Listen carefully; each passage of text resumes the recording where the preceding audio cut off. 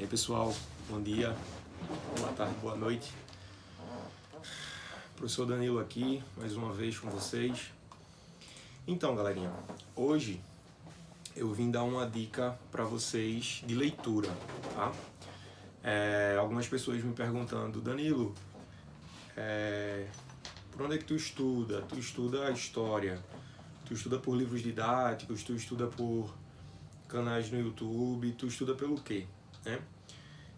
Ultimamente, quando eu vou estudar por vídeo algum assunto de história, né, específico, eu geralmente recorro ao canal Nerdologia, que é um canal de história, de ciências também, de forma geral, né, o canal do Atleia Marino, e tem o professor Felipe, e o professor Felipe ele dá as aulas específicas de história. É uma mega produção, né? Uma produção geralmente de vídeos de 8 a 10 minutos, muito bem feita, né? E dá a síntese necessária para o assunto que eu preciso, às vezes, entender, né? Para poder dar uma aula ou para indicar aos meus alunos. Mas estudar mesmo, especificamente de leitura, eu venho já desde que esse livro foi publicado, né?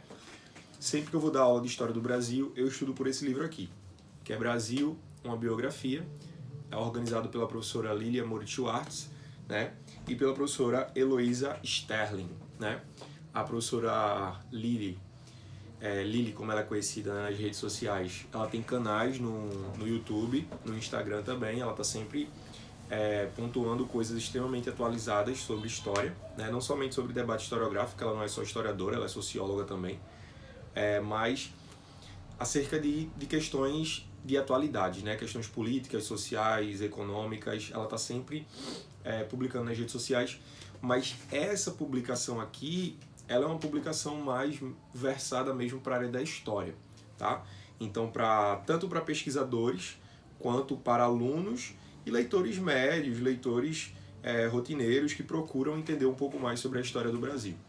Então, só para vocês terem uma noção, é uma pesquisa fantástica, né? Um calhamaço, sim, é um livro grosso, porém cheio de imagens, cheio de ilustrações que vocês podem acompanhar, tá? Nas páginas. Tem pelo menos umas 3 grandes partes de ilustrações. E também é um livro de uma leitura tranquila, não é uma leitura densa, não é uma leitura complicada. Elas conseguiram resumir, né? E as pessoas, obviamente, que fizeram esse livro junto com elas são as organizadoras do livro, mas dificilmente isso aqui foi escrito realmente pelas duas, a não ser que tenha sido um trabalho aí realmente decano, né? Um trabalho de décadas, porque é muita coisa mesmo.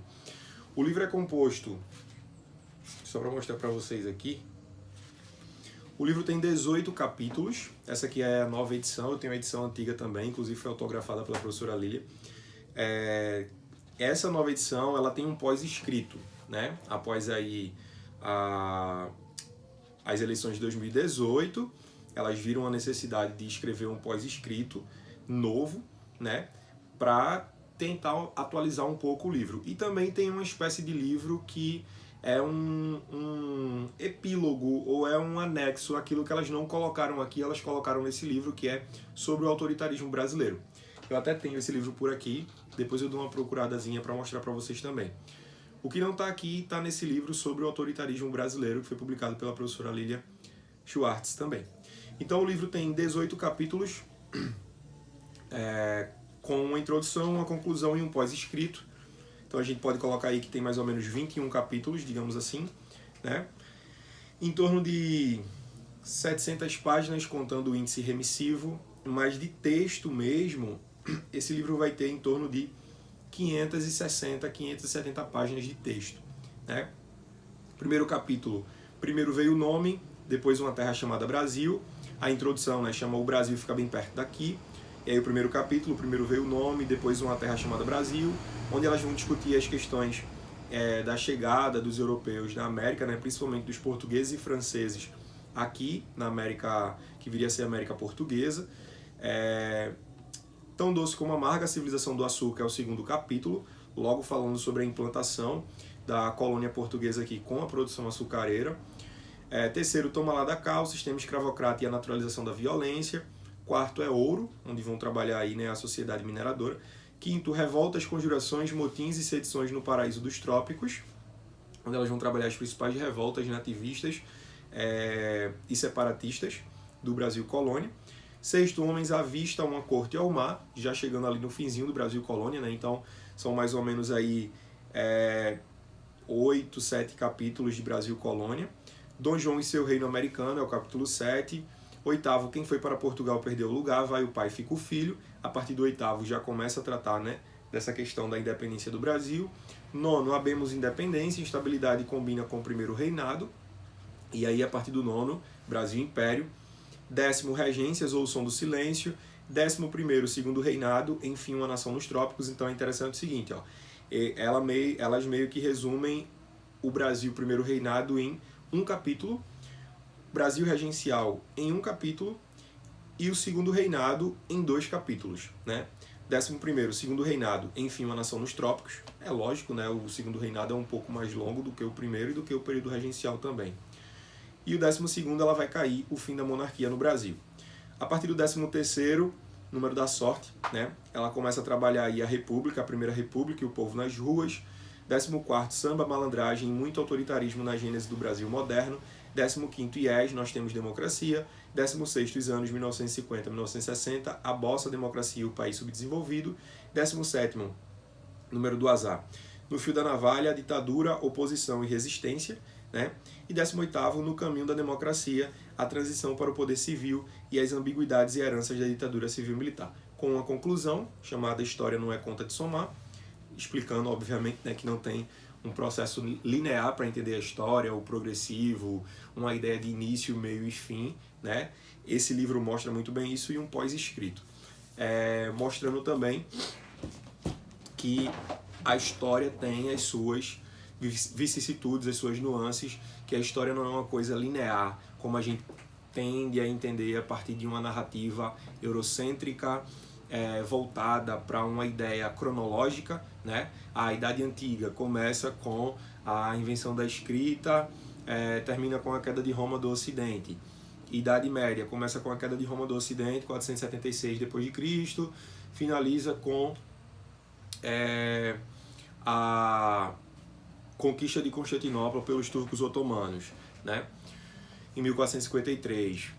Inicia-se a Idade Moderna em 1453, finaliza a Idade Moderna com a queda da Bastilha, a Revolução Francesa, 1789. Inicia-se a Idade Contemporânea com a Revolução Francesa, em 1789, e vivemos a Idade Contemporânea de forma, digamos assim, cenográfica, né? Contemporânea mesmo. É o que nós vivemos hoje em dia. Mas quando a gente traz essas questões assim mais teóricas, por exemplo, Revolução Francesa, ninguém acordou no dia 14 de julho, assim que derrubaram a Bastilha, invadiram a Bastilha, né, que já não era nem mais um grande presídio político, já tinha passado o seu período áureo, né, mas era um símbolo do poder do antigo regime, do absolutismo francês, do Luís XIV, do Luís XV e do Neto, né, 16. Os franceses não tinham noção daquele acontecimento histórico, do quão grande ele iria se tornar, por exemplo, e do quanto ele iria transformar o mundo. Então os acontecimentos históricos, eles vão sendo processados, eles são processuais. Existem acontecimentos que vão se somando, que vão subtraindo, que vão dividindo, que vão multiplicando, não é conta de somar, como elas colocam e mostram muito bem isso nesse livro sobre a história do Brasil. Por quê? Porque em momentos, por exemplo, onde as coisas poderiam dar muito certo, não necessariamente dão certo e podem dar muito errado. Por exemplo, nós saímos de uma ditadura militar, civil-militar, que se iniciou na década de 60 e terminou na década de 80, né? O fim mesmo, a gente pode dizer que a publicação da Constituição de 1988, a gente saiu de um governo de um período de 5 presidentes militares, 5 generais do Exército, né? Logo em seguida, nós vamos ter um presidente escolhido indiretamente, que foi o Tancredo Neves, pelo colégio eleitoral, não assumiu, quem assumiu foi o seu vice Sarney, que era, de certa forma, um membro da arena, do partido dos militares, né? Então não se muda muita coisa ali na década de 80, e aí no início da década de 90 a gente tem eleições diretas, e o primeiro representante escolhido diretamente pelo povo é o Collor, e logo em seguida Collor sofre um processo de impeachment demonstrando o quão frágil a nossa democracia ainda era, mesmo após esse período todo de redemocratização. Mesmo após todo esse processo de redemocratização, a redemocratização ela não tinha sido concluída, né? Logo depois de Collor, Itamar Franco assume que é o seu vice após ele ser impeachmentado. Em sequência temos Fernando Henrique Cardoso, um professor universitário, né? Que se a gente fosse pensar, poxa, um professor chegou à presidência da República no Brasil. O Brasil vai mudar bastante, em termos educacionais, em termos sociais, em termos econômicos. O Brasil vai mudar. É alguém que entende da realidade social do Brasil, é um professor de sociologia. E não se muda muita coisa.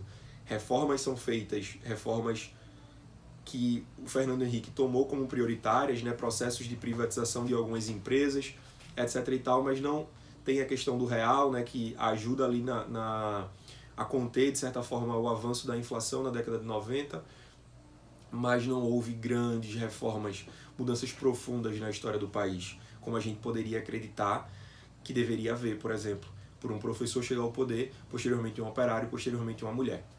E aí, porque a história não é linear, não é uma história do progresso. Um professor, um operário e uma mulher chegam à presidência da República do Brasil. Nossa, o Brasil é o país do futuro.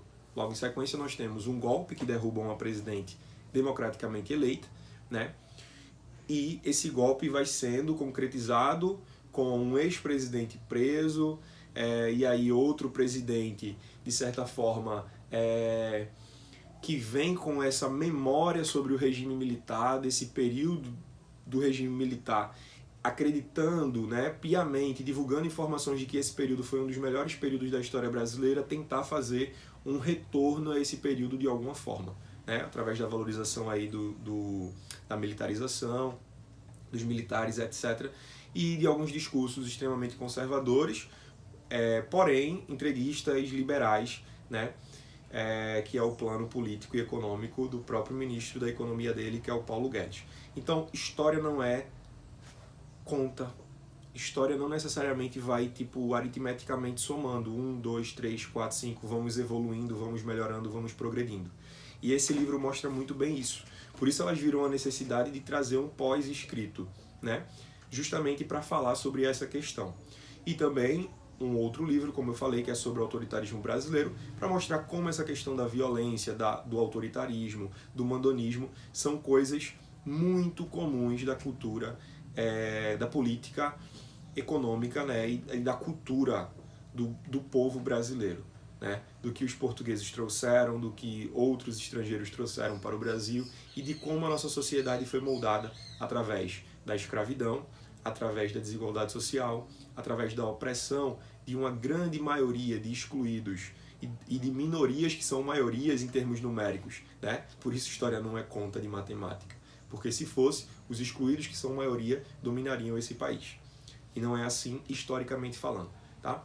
Então, Brasil, uma biografia, é uma excelente leitura para ampliar as visões de vocês, os horizontes de vocês sobre a história da nação de vocês, sobre a história do nosso povo, tá? E, já que eu estou falando de livro, Danilo, e se eu não tiver tanto tempo de ler Brasil, uma biografia assim, de me dedicar e tal?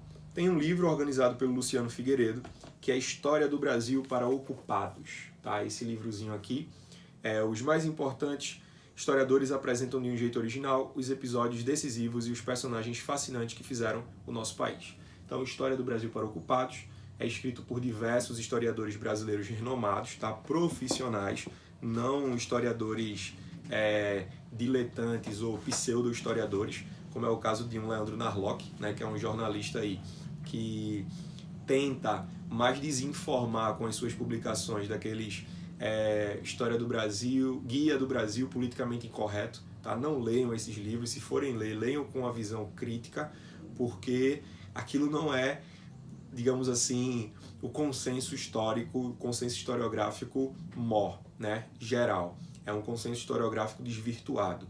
É uma coisa que tende a levar vocês para uma compreensão mentirosa da história do Brasil, tá? Desvinculada da realidade, da nossa realidade, beleza?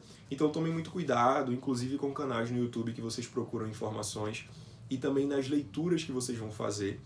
Sempre procurem ler resenhas desses livros que vocês querem comprar, sínteses desses livros, tá? Meus alunos sempre me perguntam, professor, que livro comprar, Danilo, que livro comprar para ler e tal, de filosofia, vou gravar outros vídeos falando sobre livros de filosofia também, tá? Para quem quer introduzir-se nos estudos filosóficos, vou gravar também alguns vídeos, e é isso. Procurem se informar sobre aquilo que vocês estão consumindo para não estarem consumindo informações erradas e informações que não vão, de certa forma, ser utilizadas de forma positiva por vocês, sejam em termos políticos, sejam em termos de vestibular, de concursos públicos, etc. Tá? Beleza, galerinha? Esse é o vídeo de hoje. Eu espero que vocês tenham gostado, tá? Deem um like aí, compartilhem também nas redes sociais de vocês, me marquem lá, beleza? Valeu!